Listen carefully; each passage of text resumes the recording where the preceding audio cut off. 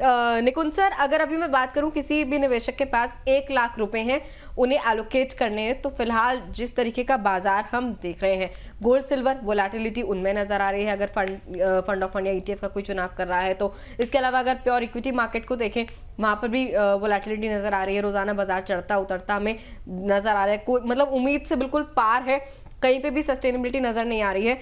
आप सर क्या सलाह देंगे, 1 लाख रुपए इस वक्त किस तरीके से एलोकेट करके चलने चाहिए किसी को? आपको टाइम पीरियड भी बताना पड़ेगा कि कितना time period sir long term के हिसाब से देखकर चलते हैं, 7 साल या उससे ऊपर, 7 से 10 साल का सपोज हम एज्यूम करते हैं, तो 1 लाख में से आप ऐसा कर सकते हो कि अगेन वही चीज़ कि एक फ्लेक्सी कैप, एक मल्टी कैप और एक mid cap, that would be enough. और 33% मल्टी कैप में, 33% फ्लेक्सी कैप में और बाकी का मिड कैप में, इस तरह से आप कर सकते हो। लेकिन ये 1 लाख रुपीज़ अगर सिर्फ इतना ही पैसा है, 1 लाख ही है, तो उसको अगेन एसटीपी के जरिए से लगाना बेटर रहेगा, ना कि एक साथ हम लगा दें। ठीक है सर। और एसआईपी निवेशकों के लिए सर क्या सलाह है? मान लीजिए 10,000 या 15,000 या 12,000 की एसआईपी कोई आज से शुरू कर रहा है तो? देखिए एसआईपी में भी आपका टाइम पीरियड अगर 10 से 15 साल का है और 15 से 20,000 का अगर अमाउंट है, तो आप एक आधा स्मॉल कैप भी ऐड कर सकते हो, 2 से 3,000, मिड कैप 4-5 हज़ार का ऐड कर सकते हो, और बाकी का फ्लेक्सी प्लस मल्टी कैप या सिर्फ मल्टी कैप भी ले सकते हो अगर यंग एज है और टाइम पीरियड ज़्यादा है तो। सर कई निवेशक हैं, जैसे कि हम लोग चार्ट में दिखा रहे हैं कि जिन्होंने लार्ज कैप, फ्लेक्सी कैप और मिड कैप में सबने निवेश किया होगा, लेकिन अभी चार्ट्स में सब नेगेटिव हैं, क्या उनको यहाँ पर अपनी पोर्टफोलियो को थोड़ा सा रीएलोकेट करने की, रीबैलेंस करने की या रिव्यू करने की ज़रूरत है उनको? देखिए निफ्टी है ना, जो हमारा मार्केट है वो 22,000 के करीब था, निफ्टी का जो वैल्यू है वो एक लास्ट मंथ मार्च में, राइट, और अभी वहाँ से ऑलरेडी 2,000 या 2,500 पॉइंट ऊपर चला गया है। तो ये एक ऐसा टाइम पीरियड है कि जहाँ पे अगर आपको आपका पोर्टफोलियो रिकंस्ट्रक्शन करने की ज़रूरत लग रही है कि ये मैंने कुछ गलत डिसीजन ले लिए, ऐसा अगर आपको लग रहा है, तो ये एक राइट टाइम हो सकता है कि यहाँ पे आप थोड़ा बहुत चर्न करके आपकी स्कीम चेंज कर, अगर करना चाहो तो ये एक सही समय हो सकता है। ठीक है सर, आगे बढ़ेंगे। कुछ और दर्शक हमारे साथ जुड़ गए हैं। एमडी घोष जी का सवाल है, स्मॉल कैप पर इन्होंने सवाल भेजा है, एयूएम से रिलेटेड कुछ कहने हैं। सर अगर स्मॉल कैप को अगर अभी हम देखें, स्मॉल कैप पर सवाल भी आ रहे हैं, मिड कैप पर तो हमने पूरे शो के दौरान चर्चा की है, स्मॉल कैप में किस तरीके की रणनीति बनाकर कोई भी निवेशक अभी चले, और अगर ऐसा निवेशक है जो वोलेटिलिटी बहुत ज़्यादा नहीं देख सकता है, तो स्मॉल कैप से उनके लिए तो दूरी बनानी ठीक होगा? 100%। अगर आप वोलेटिलिटी सहन नहीं कर पा रहे हो और देखना नहीं चाहते हो, तो आपको प्योर स्मॉल कैप में ना जाके आप ऐसा मल्टी कैप या फ्लेक्सी कैप ओरिएंटेड फंड भी ले सकते हो कि जहाँ पे आपका थोड़ा स्मॉल कैप का एक्सपोजर मिल जाए, तो वो भी एक अच्छी स्ट्रेटेजी होती है। स्मॉल कैप देखो, अगर आपके पास टाइम पीरियड है 15 साल, 10 से 15 साल का अगर टाइम पीरियड है, तो आप स्मॉल कैप में 100% निवेश कर सकते हो। लेकिन स्मॉल कैप में एक्सपोजर लेने के लिए प्योर स्मॉल कैप ना लेके मैं मल्टी कैप कैटेगरी के थ्रू भी निवेश कर सकता हूँ, तो वो भी एक अच्छी स्ट्रेटेजी होती है और वो ज़्यादातर सेफ भी होती है। सर अगर मिड कैप की बात करें यहाँ पर, अगर 2 से 3 साल के इसके नज़रिए को अगर हम देखें अभी, तो क्या लग रहा है कि इसका आउटलुक कैसा है और निवेशकों को अभी क्या उम्मीद करके चलनी चाहिए कि कैसे रिटर्न्स या कैसा परफॉर्मेंस ये दे सकते हैं आने वाले समय में? देखिए फ्यूचर का जो प्रेडिक्शन है रिटर्न का करने का बहुत डिफ़िकल्ट है, लेकिन पिछले 2 से 3 साल या पिछले 5 साल में मिड और स्मॉल कैप ने बहुत अच्छा रिटर्न बना के दिया है। लास्ट ईयर आपके शो में मैंने सेम चीज़ बोली थी कि यहाँ से ऐसा लग रहा है कि लार्ज कैप रिटर्न बना के देगा, लेकिन अभी तक तो लार्ज कैप ने रिटर्न बनाया नहीं। लेकिन अगेन यहाँ पे ऐसा ही लग रहा है कि मिड एंड स्मॉल कैप शायद यहाँ से, मतलब मिड कैप का आपका जो सवाल है, मिड कैप यहाँ से 2 से 3 साल के लिए शायद रिटर्न बनाने में मुश्किल ही हो, लेकिन फिर भी अगर आपके पास लंबा पीरियड है, आप लंबी अवधि के लिए आप निवेश करना चाहते हो, तो मिड कैप को आप अवॉइड नहीं कर सकते हो, स्मॉल कैप को अवॉइड नहीं कर सकते हो, क्योंकि आपकी जो टोटल मार्केट है उसका 40% मिड एंड स्मॉल कैप का है, तो आप उसको अवॉइड तो नहीं कर सकते हो। अगर आपके पास लंबा समय है तो आप वहाँ पे भी थोड़ा बहुत एलोकेशन करना जरूरी है। ठीक है सर। इसके अलावा लमसम के लिए तो सर ने बोला ही है कि जो भी लोग लमसम इन्वेस्टमेंट करना चाहते हैं, तो मिड कैप में या फिर स्मॉल कैप में भी स्टैगर्ड मैनर में निवेश करके चलें। अपना जो पैसा है आप डेट फंड में पार्क कर दें, उसके बाद वहां से एसटीपी लगाकर इक्विटी में धीरे धीरे एक्सपोजर लें, क्योंकि इस पर भी हमारे सवाल आ रहे हैं। तो चार जी कह रहे हैं रियली गुड डिस्कशन, बहुत ही अच्छे और सिंपलिस्टिक वे में सर आंसर कर रहे हैं, बहुत बहुत शुक्रिया सर। इसके अलावा मोतीलाल मिड कैप पर एक और सवाल आया है, नॉट परफॉर्मिंग फंड मैनेजर्स को लेकर भी सवाल है। मोतीलाल का मिड कैप, इस पर हमने अभी पहले भी चर्चा करी थी, ठीक ठाक परफॉर्मेंस इसकी नजर आ रही बीते 1 साल में भी और 3 साल में भी। सर अदरवाइज भी अगर कोई फंड है और हमारे जो निवेशक है उसमें निवेशित हैं, मान लीजिए 1 साल तक या 2 साल तक ठीक ठाक परफॉर्मेंस नहीं दिख रही उस फंड में, क्योंकि आज भी हमने ऐसे फंड्स पर चर्चा करी जो बॉटम में नजर आ रहे हैं कि कैटेगरी के टॉप में भी थे, बॉटम में भी थे, कितने समय तक सर पेशेंस रख के चलें, कितने समय तक ऑब्जर्व करें अपने फंड को, उसके बाद उसमें से एग्जिट ले लें? राइट, तो जैसे कि हमने पिछले चर्चा की कि 3 से 5 साल का आपको टाइम देना पड़ेगा, उसके बाद आप कुछ डिसीजन ले सकते हो। दूसरा चीज़ कि जैसे मोतीलाल ओसवाल की यहाँ पे बात हो रही है, तो मोतीलाल ओसवाल एक मिड कैप तो है, मिड कैप ऑलरेडी ज़्यादा रिस्की सेक्टर है जहाँ पे आप निवेश कर रहे हो, लेकिन उसमें भी मोतीलाल ओसवाल की जो स्ट्रेटेजी है वो बहुत ही ज़्यादा कॉन्सेंट्रेटेड पोर्टफोलियो बनाते हैं स्टॉक का।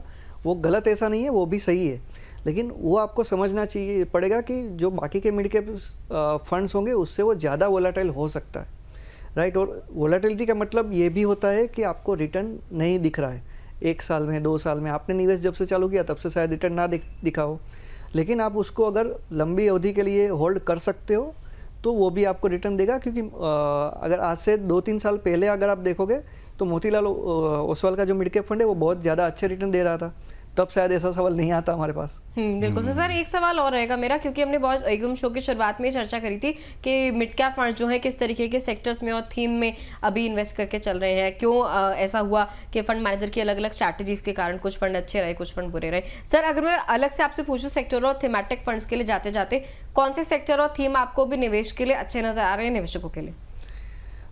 देखिए, अभी तो बैंक बैंक निफ्टी है वो काफ़ी ऊपर आ गया है, मतलब काफ़ी वो पिछले ये महीने में, अप्रैल महीने में 20 दिनों में काफ़ी चला है। लेकिन प्राइवेट बैंक से वो बहुत ही लो वैल्यू पे ट्रेड कर रही थी। तो जो बैंकिंग सेक्टर है, BFSI सेक्टर के जो फंड्स है वो बहुत यहाँ से अच्छे दिख रहे हैं। और दूसरा जो है वो आपका ऑटोमोबाइल सेक्टर है, क्योंकि कंज्यूमर डिस्क्रिशनरी टाइप का वो सेक्टर है, तो ऑटोमोबाइल भी मुझे बहुत अच्छा लग रहा है यहाँ से। तो उस टाइप के सेक्टर अच्छे हैं। लेकिन एक चीज़ मैं यहाँ पे बताना चाहूँगा कि सेक्टोरल फंड्स में निवेश करना बहुत ज़्यादा रिस्की हो सकता है, स्मॉल कैप मिड कैप से भी ज़्यादा वो रिस्की हो सकता है, क्योंकि वो एक साइकिल में रन करते हैं, राइट। कि एक साइकिल में ऑटोमोबाइल सेक्टर चल जाएगा, जैसे कि ऑटोमोबाइल सेक्टर आप देखोगे तो पिछले काफ़ी टाइम से नहीं चला है, उसने कुछ रिटर्न बना के ही नहीं दिया वो सेक्टर ने। तो वो एक साइकिल में काम करता है, और उसकी साइकिल कब आएगी वो किसी को नहीं कोई नहीं बता सकता है, और वो बहुत लंबे टाइम की साइकिल हो सकती है। तो इससे बेटर है कि आप सेक्टोरियल या थीमेटिक फंड्स से बेटर रहेगा कि आप वेल डाइवर्सिफाइड जो इक्विटी फंड्स रहते हैं, मिड कैप हो गया, फ्लेक्सी कैप हो गया, मल्टी कैप हो गया, उसमें जाना बेटर रहता है। सर, जो ये मार्केट में हम लोग अभी करेक्शन देख रहे हैं पिछले 1-1.5 साल में, ऑब्वियसली की जियोपॉलिटिकल टेंशन जो चल रही है, US ईरान और इजराइल के बीच में जो टेंशन चल रही है उसकी वजह से पूरी जिम्मेदारी वहीं पर जाती है, क्योंकि मार्केट काफ़ी उसकी वजह से गिरा हुआ है यहाँ पर। सर, क्या लग रहा है कि ये जो करेक्शन फेज़ है या फिर जो डाउनफॉल अभी हम लोग देख रहे हैं मार्केट में, ये कब तक और चलेगा, और उसमें रिकवरी का मोड सर क्या देख रहे हैं आप कि कब तक यहाँ पर आ जाएगा उसमें? देखिए, आप जो डाउनफॉल की बात कर रहे हैं वो पिछले 20 दिन में तो काफ़ी मार्केट ने भी अच्छा रिस्पॉन्स दे दिया है। लेकिन यहाँ पे एक चीज़ हमें ये समझना है कि जब क्रूड ऑयल का जो रेट है वो जब तक ज़्यादा रहेगा, अभी भी वो अबाउट $85 to $90 के करीब है, जब तक मुझे याद है लास्ट जो नाइट का रेट था। अभी वो जब तक ऐसा भाव रहेगा, ऐसा रेट रहेगा उसका $100 या उसके करीब जब तक रहेगा, तब तक क्या रहेगा कि आपका जो इंडस्ट्री का डेटा है, जो इंडस्ट्री का प्रॉफिट है, हमारे यहाँ काफ़ी ऐसी इंडस्ट्री है इंडिया में जो अभी बंद है, क्योंकि उसको गैस की सप्लाई नहीं मिल रही है, क्रूड की प्रॉपर सप्लाई नहीं मिल रही, LPG या नेचुरल गैस की, उसके कारण वो इंडस्ट्री शटडाउन है। तो इसके जो रिज़ल्ट आएंगे वो ये क्वार्टर ख़त्म होने के बाद आएगा, मतलब अप्रैल मई जून का जो क्वार्टर है उसका रिज़ल्ट जुलाई में आएगा। अगर ये वॉर रिलेटेड जो सिचुएशन है, इजराइल और ईरान के बीच जो वॉर चल रहा है उसके रिलेटेड जो सिचुएशन है वो यहाँ से अगर लंबा चलता है और 1 महीना 1.5 महीना जैसा चलता है, तो उसके रिज़ल्ट पे काफ़ी असर आएगा। और वो जब रिज़ल्ट आएगा तो मार्केट वापस उसको रिएक्ट कर सकता है, मतलब अभी जो ऊपर भी गया है, ऊपर भी जाएगा तो वापस वो नीचे जा सकता है। कहने का मतलब ये है कि यहाँ से आगे आप ऐसा मान के चलो कि एटलीस्ट 6 से 9 महीना वोलेटिलिटी रहने की संभावना है मार्केट में, जब तक ये वॉर रिलेटेड सिचुएशन रिजोल्व ना हो जाती। ठीक है सर, चलिए चर्चा को विराम देने से पहले फटाफट से आज का जो हमारा पोल था, किस तरीके का रुझान उस पर दर्शकों का आया, इस पर नजर डाल लेते हैं। सर, आज का हमारा पोल था दर्शकों के लिए, निवेश के लिए कौन सा फंड बेहतर है, उनको क्या लग रहा है। रोजाना वो हमारा शो भी देखते हैं, तमाम तरीके की डिस्कशंस भी होती हैं। 3 ऑप्शन सर हमने इन्हें दिए थे, लार्ज कैप, मिड कैप और स्मॉल कैप, जिसमें सर 70 वोट्स आए हैं और 56% वोटिंग जो है मिड कैप पर ही हमें दिखाई दे रही है, जिस पर आज हमारी चर्चा भी हो रही थी। आप कैसा माइंडसेट देख रहे हैं सर इस वक्त निवेशकों का मिड कैप कैटेगरी को लेकर? यस, बहुत सही पोल का रिजल्ट है, क्योंकि मिड कैप को आप अवॉइड नहीं कर सकते हो। मिड कैप में आपको निवेश करना ही चाहिए, और आप प्योर मिड कैप स्कीम ले रहे हो तो उसमें आपका स्मॉल कैप भी पोर्शन आ ही जाता है। तो जो दर्शकों ने पोल किया वो मैं उसके साथ एकदम सहमत हूँ। आप थोड़ा बहुत एलोकेशन मिड कैप को करना ही चाहिए। ठीक है, तो फिर ये राय निकल कर आती है इस पोल पर। जाते जाते एक आखिरी पोर्टफोलियो यहाँ पर डिस्कस कर लेते हैं। अविनाश सिंह है सर, ये कह रहे हैं कि मैंने अपने 4 साल के बेटे की हायर एजुकेशन के लिए 10,000 रुपये महीने की SIP शुरू की है। 15 साल तक ये निवेश करेंगे जी। और इनके फंड्स हैं, एक बार यहाँ पर देख लेते हैं स्क्रीन पे। मेरे large and mid cap fund 3,000 रुपये की SIP चल रही है, क्वांट स्मॉल कैप फंड 2,000 रुपये, क्वांट फ्लेक्सी कैप फंड 3,000 रुपये और मोतीलाल ओसवाल का मिड कैप फंड 2,000 रुपये की SIP ये चल रहे हैं। 15 साल तक सर ये निवेश करेंगे। हायर एजुकेशन के लिए 4 साल का बेटा है इनका, 10,000 रुपये महीने की SIP चल रही है अभी।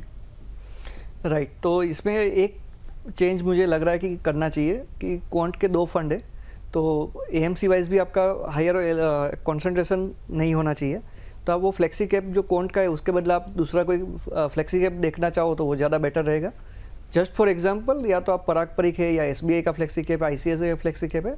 This are the good flexi cap that you can replace quant with that. ठीक है सर, चलिए thank you so much Nikunj sir, आज के शो का आप हिस्सा बने, खासकर कि आपने स्टूडियो विजिट करा। हम सबको बहुत अच्छा लगा आपसे चर्चा करके, बहुत ही फ्रूटफुल डिस्कशन रहा। मिड कैप कैटेगरी पर, small cap, large cap, urban में चर्चा करी, फ्लेक्सी कैप, मल्टी कैप को लेकर क्या स्ट्रैटेजी होनी चाहिए सर निवेशकों की, उस पर भी हमारी अच्छी खासी बातचीत हुई है। Thank you so much sir आज के शो का हिस्सा बनने के लिए। बहुत बहुत शुक्रिया मुझे शो में बुलाने के लिए।